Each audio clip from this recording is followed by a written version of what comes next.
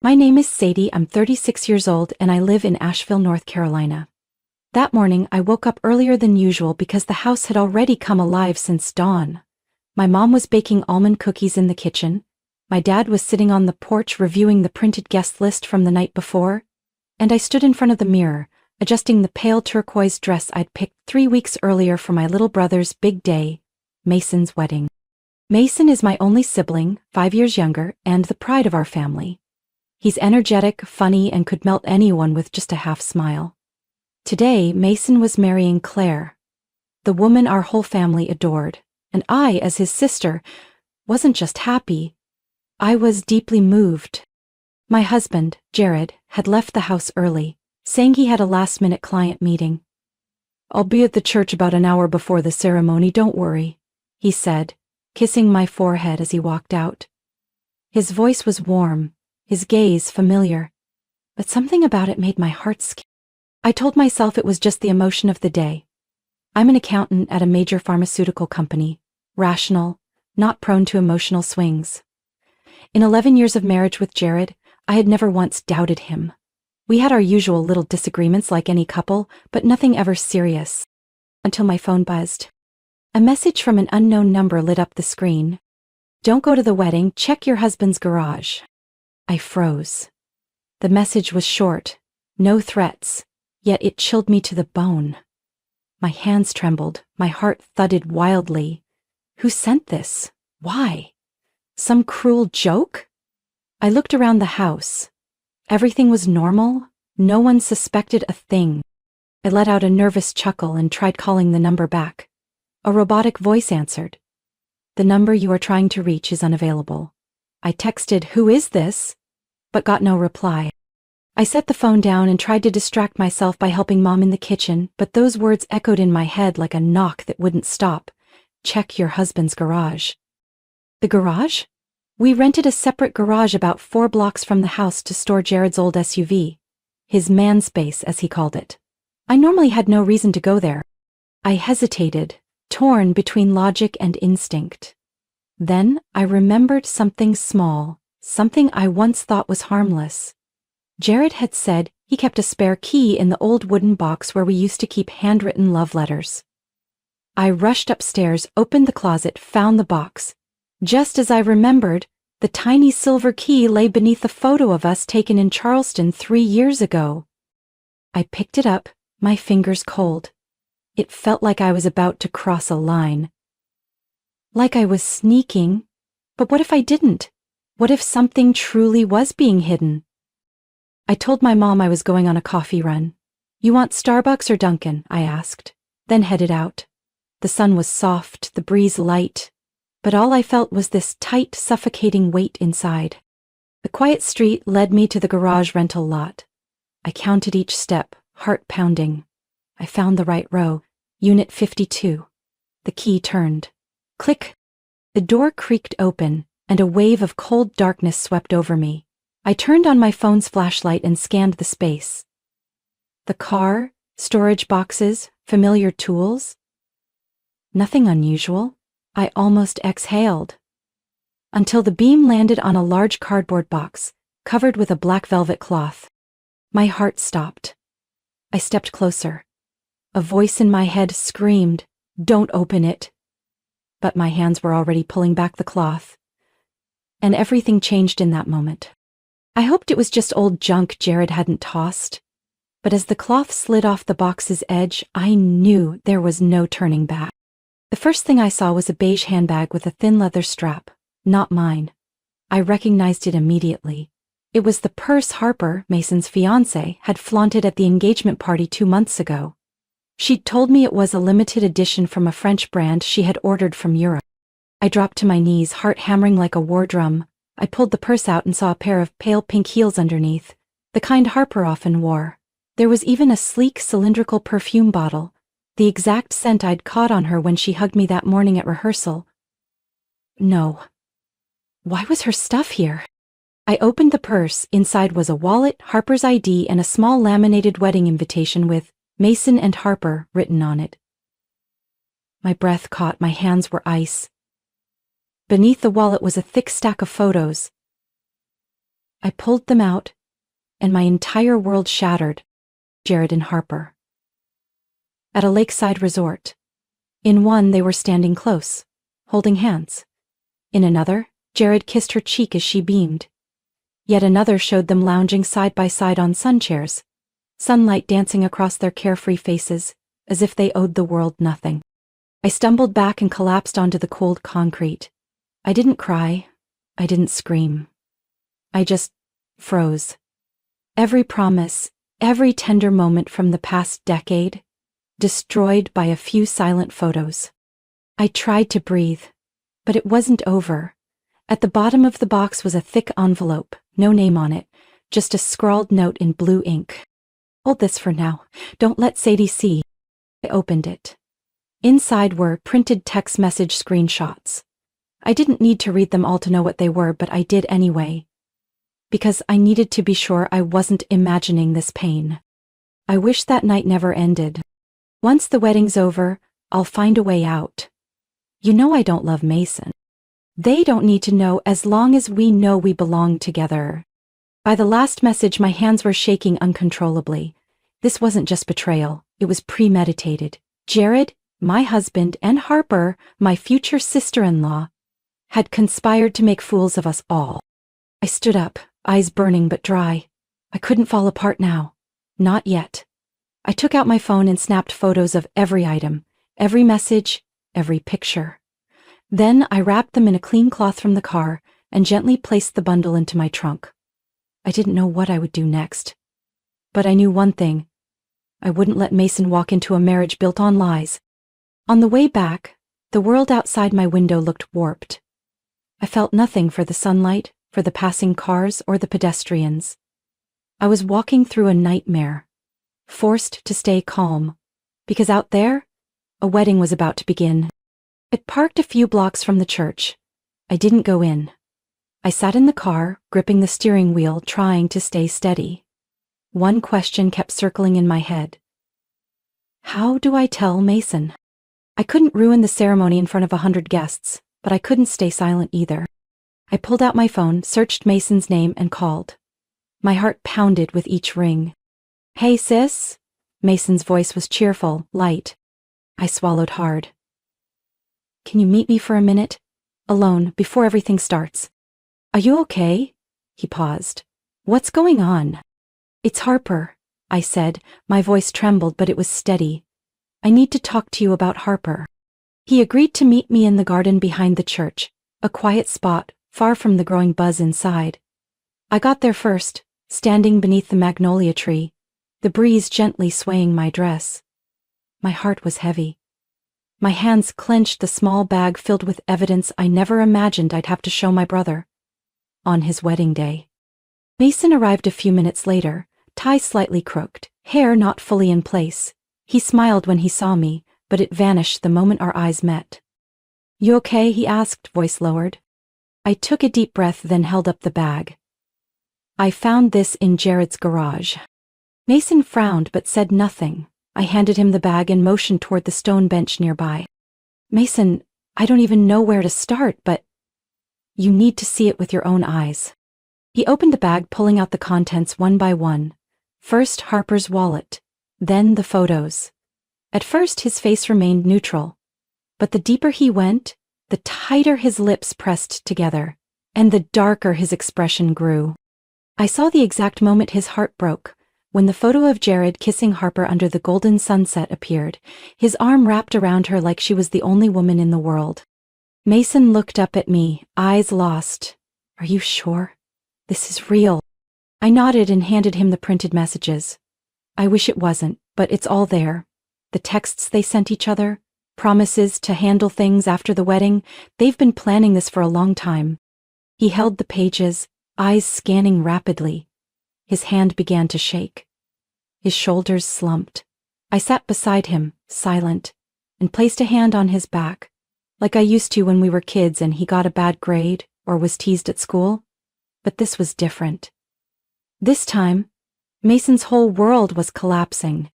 After a moment, he whispered, I thought I was happy. I thought I'd found the person I could build a life with, but I gently squeezed his shoulder. You weren't wrong for believing in someone, Mason. They were wrong for taking advantage of that belief. He sighed, eyes still fixed on the papers. When did you find out? This morning, I got a message from an unknown number.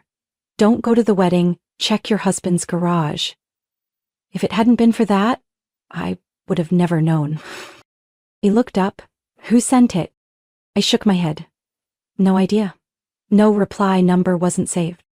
Silence hung between us, broken only by the sound of distant wind chimes and the choir rehearsing nearby. Then Mason stood, placed the photos back in the bag, and exhaled like he was trying to steady his breath. What do you think I should do? He asked. I stood with him, looking into his eyes. I can't decide for you, but I know you deserve someone who truly loves you. And whatever you choose, I'm here. He nodded slowly. I can't walk down that aisle like nothing's wrong. I can't make promises to someone whose promises weren't real. I pressed my lips together. You're going to say something during the ceremony? Mason shook his head. No. I'll talk to Harper first, alone. I need to look her in the eye and hear her say it. I need to know if any of it was ever real, or if it was all a lie from the start. I touched his arm. Are you sure you can handle that? He looked at me, his eyes unusually steady. No. But I can't stay silent either. If I'm going to hurt today, I'd rather hurt with the truth. I nodded. We walked out of the garden together, both carrying different emotions but with the same resolve. I didn't know how Mason's confrontation with Harper would unfold, but I knew one thing. The truth was awake now, and it wouldn't rest until it was seen. I stood quietly off stage in the main hall, eyes fixed on Mason as he stepped onto the aisle with a steady, almost chilling calm. The background music played softly. Guests were settling in, smiling, waiting for a beautiful moment. No one knew a storm was approaching. One step at a time in the form of the groom. Claire, the maid of honor and Harper's best friend, was adjusting the bride's veil. Harper stood beneath the floral arch, stunning in a lace-sleeved white gown, eyes glancing repeatedly toward the main entrance. She was probably waiting for Mason to walk in, smiling, like every groom in the movies. But Mason didn't come from the main door. He chose a side path, veering left and heading straight for the stage without a word. When Harper noticed him approaching from the wrong direction, her face twitched. Then she smiled, trying to stay composed.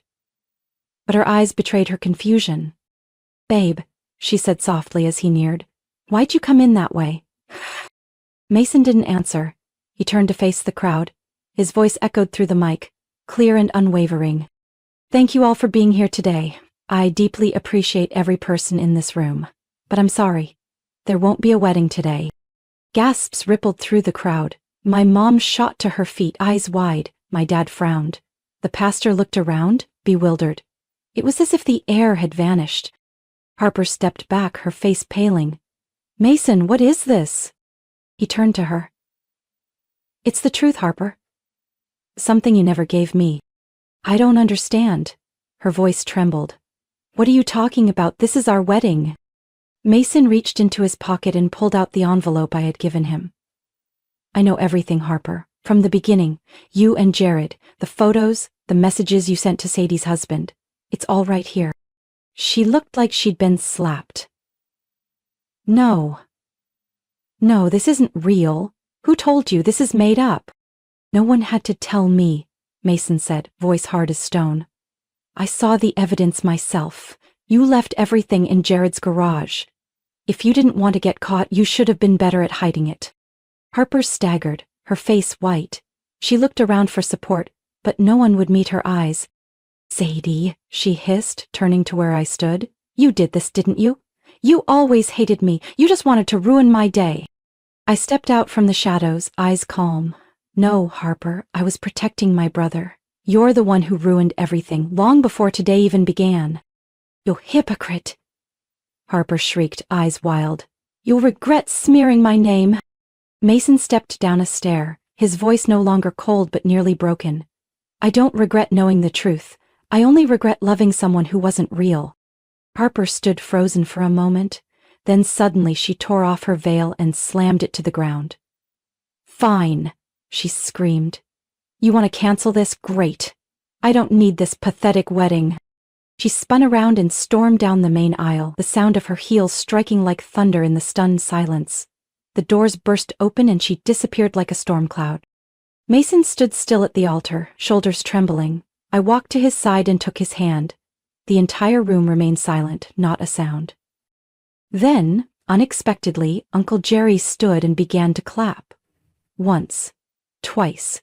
Then the entire room erupted in applause. Not for the drama, but for the courage.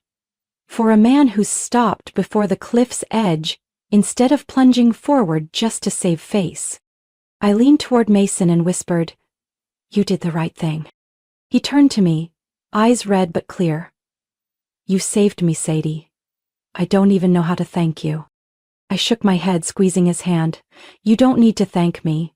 You just need to live honestly. The rest? We'll get through it together." I was in the bridal dressing room, helping Mason gather the few personal items left behind, when the door creaked open. I didn't need to turn around to know who it was. That familiar voice came barely above a whisper, like it was trying to tiptoe past its own guilt. "Ed, I can explain." And I clenched my fingers around the wedding photo frame Harper had forgotten, then slowly turned. Jared stood there, hair disheveled, tie loose, face pale and tense. For a split second, I saw the man who had once meant everything to me. And then, every beautiful memory shattered like glass. "Explain?" I raised my brow, voice low but sharp enough to slice through the tension. "Where do you want to start? Sneaking around with Harper? Or the things you said to me this morning like nothing had happened?" Jared stepped in, closing the door softly behind him. "I didn't want it to come to this. It was just a mistake." I let out a bitter laugh. "A mistake? You and her have dozens of photos in Lake Tahoe, a folder of texts longer than my quarterly reports, and a plan to end your marriage right after she married my brother. You call that a mistake?" He swallowed hard, eyes darting. "She pulled me in. Harper knows how to make you feel wanted, and you're always cold, always focused on work, numbers, deadlines." I felt my blood boiling, but I refused to break. "So that justifies betrayal? To me? To my family? To my brother?" Jared stepped closer, lowering his voice like a whisper could erase the damage. "I was going to end it. I swear. But it all came out before I could make things right." I stared at him, long and hard, not with anger, with quiet pity, for a man who threw away everything for something so cheap. "No, Jared," I said slowly. "It didn't come out before you made it right. It came out before you could keep lying." He flinched. I stepped forward, eyes locked on his. "I used to think our marriage was a safe place, that I could trust you. But today I didn't just lose a husband. I lost the last piece of innocence I had." "Sadie," Jared gasped, "you're being too emotional. We can get through this. I can change. Just give me one more chance." I cut him off with a firm voice. "No tremble, no doubt. There are no more chances. Jared, you broke everything with your own hands. I'm not obligated to pick up the pieces just to bleed all over again." He hesitated, torn between stepping forward or walking away. Finally, he let go, his face darkening. "You'll regret this. No one will love you like I did." I pressed my lips together and nodded once. "I don't need someone to love me the way you did. I need kindness, honesty, the things you threw away." Jared stayed silent for a moment, then turned away, his fist clenched. The door closing behind him didn't make a loud noise, but the echo it left inside me was deafening. A chapter of my life had ended. No regrets, no bitterness, just a clarity that felt almost cold. I turned back to finish packing up Mason's things. On the vanity, Harper's wedding ring still sat there, glinting under the soft yellow light.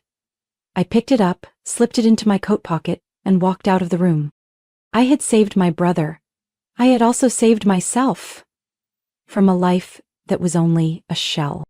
1 week after Mason called off the wedding, Jared officially moved out of the apartment we used to call home.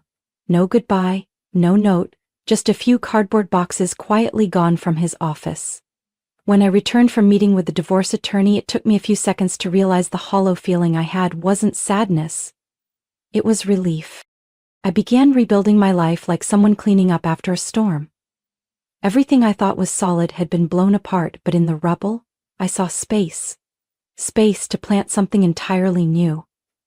The apartment we'd lived in for 11 years had become nothing more than faded memories.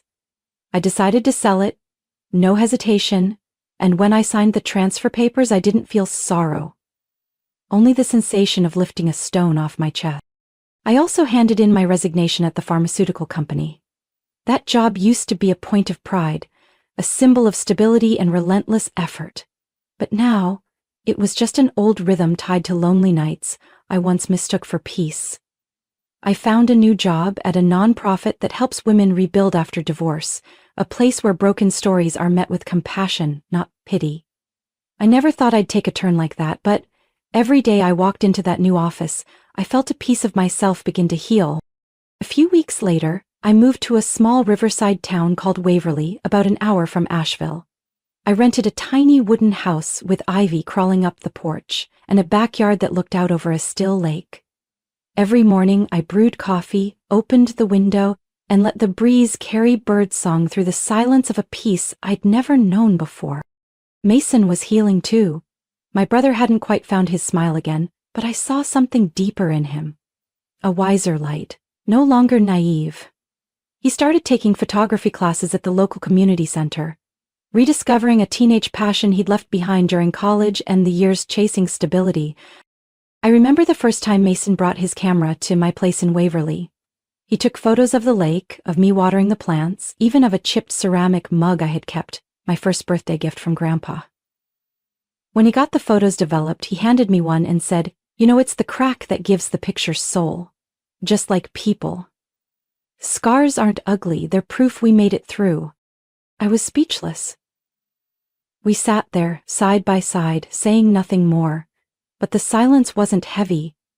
It felt like space to breathe, to be, and to keep going. My new life wasn't glamorous. There were no cocktail parties, no luxury vacations, no sleek cars. But I learned to love the simple things, the smell of fresh pastries in the morning, crickets at dusk, and sleeping through the night without waking from doubt gnawing at my heart. I met new people too. In Waverly, no one rushed. The bookstore owner always remembered my favorite crime novels. The baker across the street saved the crispiest baguette for me every Friday. No one asked about Jared. No one dug into my past. Here, I wasn't the betrayed wife. I was just Sadie, someone rebuilding herself, one small brick at a time. Then, one weekend afternoon, while rearranging my bookshelf, I found a small envelope tucked between the pages of The Letters I Never Sent, a book I'd read when Jared first proposed. Inside was an old photo, me and Mason as kids, laughing in the backyard. On the back, in my mother's delicate handwriting, it read, "No matter what happens, always protect each other." I ran my fingers over the photo. My mother had passed years ago, but her words still echoed in my heart. I smiled. I had done just that. I had kept my promise. And now I was learning to protect myself. Not with walls, but with love. With courage. And by refusing to accept less than I deserved. That evening, I was sorting through divorce papers and some property documents when my phone rang. An unfamiliar number lit up the screen. Normally I would have ignored it, but something made me pause. I answered. "Hello?" I said cautiously. There was silence. Then a deep, hesitant male voice. "Sadie, I'm not sure if you remember me. This is Ellis. I used to work with Jared at the design office." I frowned. The name stirred a faint memory. The quiet systems engineer, always in checkered shirts, sitting at the last desk near the printer. We never spoke much beyond polite greetings. I remember, vaguely. "Is something wrong?" I asked, my chest tightening. A few more seconds of silence, then he said, slow but firm. "That message you got the morning of the wedding," I said it. I froze. "You? What?" It was me. I knew about Jared and Harper weeks ago. And I couldn't let Mason walk into a lie. I dropped into a chair, heart pounding. Why didn't you tell me directly? Why hide your name? Ellis sighed. Because I've been a victim too. Harper came after me first. She's calculated, charming, knows how to hit where you're weakest. She knew I was lonely, invisible in the office, and she used that. I was stunned. Ellis, someone I barely noticed, turned out to be the missing piece I never expected. At first, I thought she was genuine, he continued. But then I found out she was seeing Jared too. At the same time. She laughed behind both our backs. And when I confronted her, all she said was, "No one's going to believe you." I closed my eyes, my throat tightening, and you decided to warn me. Yes. I had nothing to lose. But I couldn't stand by. I don't even know Mason, but I couldn't let him become a pawn in her game. Ellis's voice wasn't loud, wasn't dramatic, but every word hit like stone against my chest. A nearly invisible man, once manipulated, chose to speak up, not for revenge, but to stop another tragedy. Thank you, I whispered. Truly. Without that message, I don't know where Mason would be. And I'd probably still be living in an empty shell. He was quiet, then said gently, "No one deserves to live like that. And you did the right thing, braver than most." We talked a bit longer, not much, but enough for me to understand that every betrayal leaves behind more victims than we realize. And sometimes, the quietest people are the first to do the right thing. After the call, I sat still for a long time, phone in hand. Another piece of the truth had surfaced. Part of me felt angry. Harper hadn't just hurt one person, but many. But beneath the anger was deep gratitude. For Ellis, for those who speak out even after being broken. I stepped outside onto the porch. The Waverly evening was quiet, the sunset laying a golden sheen across the lake. I took a deep breath, the breeze lifting my hair. In that moment, I understood some wounds don't just need time. They need courage. Courage to name them, share them, and let others help you heal. And I realized if Ellis could rise above shame to speak the truth, then I could keep moving forward. No more fear, no more doubt. I walked back inside, opened my laptop. The first line of the email I sent Mason said just one thing. "You should know, it turns out we were never alone." That afternoon, I only meant to stop by the cafe near Waverly's main square for a quick pickup. But the car ahead of me suddenly halted. As I slowed down and looked closer, my chest tightened. Jared! He was standing across the street, holding a grocery bag, thinner than when I'd last seen him. He hadn't noticed me. His once polished hair was messy, his gray jacket wrinkled, shoulders slightly hunched like he was carrying a heavy weight. I didn't know if it was coincidence or fate, but in that moment, all sound around me seemed to fade, leaving just the image of a man who used to be my husband, now a stranger. Jared turned to walk away, but then his eyes met mine. He froze. The way he looked? Not angry, not pleading, just sad. And the small nod he gave made my breath catch. I got out of the car. Not out of anger, not because there was anything left to say, but because I needed to face it. Not him, but myself. We stood there, only a few steps apart in the soft afternoon breeze. "Sadie," he said, his voice rough, "I didn't think I'd see you here." "I live here," I replied, eyes steady. "Since a few months ago." He nodded. "I heard. You sold the apartment." "I also quit my job," I added simply. "I needed a different beginning." He bit his lip, a nervous habit I remembered. "Sadie, I know I'm sorry doesn't mean much now, but I still want to say it." I stayed quiet. A breeze passed, carrying the smell of toasted bread from a nearby shop. I looked into his eyes, really looked, for the first time since everything happened. "Jared, I carried that anger for too long. There was a time I wanted you to hurt 10 times more than I did, but I realized I don't need revenge.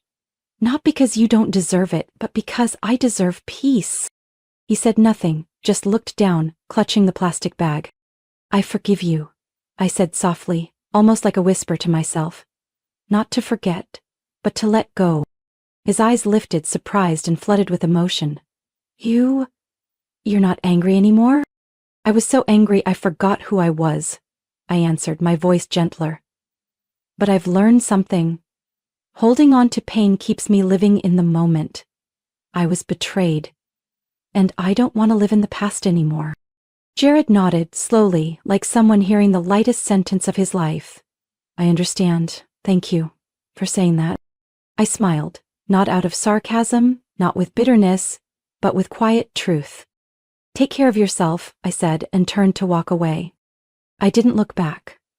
I didn't need to.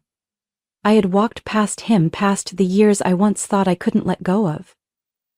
And now, I wasn't walking away to escape. I was walking forward, because I was ready. Back in the car, I sat still for a moment without starting the engine. I closed my eyes and listened to the steady rhythm of my breath. Something inside me felt lighter. Strangely light. That night, when I called Mason, I told him everything in just a few simple sentences. He was quiet for a moment, then laughed. I figured you'd forgive him. That's just who you are. You don't hold on to what's not worth it. I laughed too, not because I was noble, but because I understood. Forgiveness doesn't absolve the one who betrayed you, it just stops the wounded from bleeding over an old cut. That night, I opened the window and let the breeze flood the room. On the desk, the old photo of me and Mason as kids still sat there. Our eyes in the picture were carefree, unaware of the storms ahead. But now, I had no regrets. Spring in Waverly arrived like a whisper. Dry winter branches sprouted new buds, purple flowers lined the lake's edge, and each morning the water shimmered like silver under the early sun. Something inside me was also blooming. Not excitement, but a peace I once thought was out of reach. I started my mornings walking around the lake with a cup of coffee and a small notebook to jot down passing thoughts. I no longer felt rushed. No longer obsessed with proving myself or clinging to what was gone. Every step felt light, and with each passing day I felt more alive than ever. My work at the Women's Support Center brought me more than I ever expected. I wasn't just helping others rebuild. I saw myself in every story they told. The quiet wives who gave up too much. The mothers who carried it all in silence. The women who once believed they had lost their worth. And one by one, they stood up. They smiled, they moved forward. Just like I did. One day I was invited to speak at a small seminar at the city library on the topic starting over after a fall. I hesitated. I never imagined standing before a crowd to talk about my broken marriage, the secrets I'd buried for years, the scars I'd spent forever trying to accept. But then I thought about the women sitting in that room. Women like I had once been, craving something to hold on to. Even the tiniest sliver of hope that they weren't out of options. And I said yes. There were no stage lights that day, no loud applause, but when I saw a woman in her 40s, third row, eyes glistening, I knew I'd done the right thing. Not because I was stronger than anyone else, but because I dared to tell the story of how I stepped from the dark into the light. And that was enough for someone else to believe they could too. Afterward, I received many messages, including an unexpected one from a women's business mentoring group in Asheville. The sender was Elise, a successful entrepreneur who had survived emotional abuse in her marriage. She said my story made her feel like there was finally a voice among the noise that understood. I said yes immediately, and from then on I spent weekends supporting women who were starting their own businesses, from bakeries to family cafes. I wasn't an expert in everything, but I knew how to listen, how to encourage, and how to help someone see their true worth. As for Mason, he opened his first photo exhibit in a cozy gallery downtown.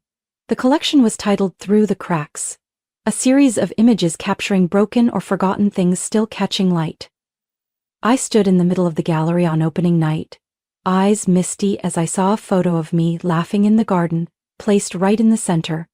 Mason had captioned it, "My sister who proved that pain doesn't destroy beauty, it makes it real." That evening, we sat in the backyard, quietly stargazing. Mason tilted his head and asked, "Do you still think about Jared?" I smiled. "Sometimes, But it doesn't hurt anymore, it's just an old memory. He nodded, his expression softening. I think you've found yourself again. I didn't respond, I just looked up at the wide sky above us, where light always finds its way through the clouds. I didn't choose rebellion or revenge, I chose forgiveness, healing, and freedom, and in that journey, I didn't just reclaim my worth. I found a better version of myself, steadier, kinder, and fully aware of what I deserve. One late summer afternoon, I sat alone on the bench by Lake Waverly, a favorite spot since the day I moved here. The wind played with my hair and rustled the pages of the journal I brought when I needed to untangle my thoughts. On the fresh page, I wrote one line. If that betrayal had never happened. Then stopped. I stared at the sentence.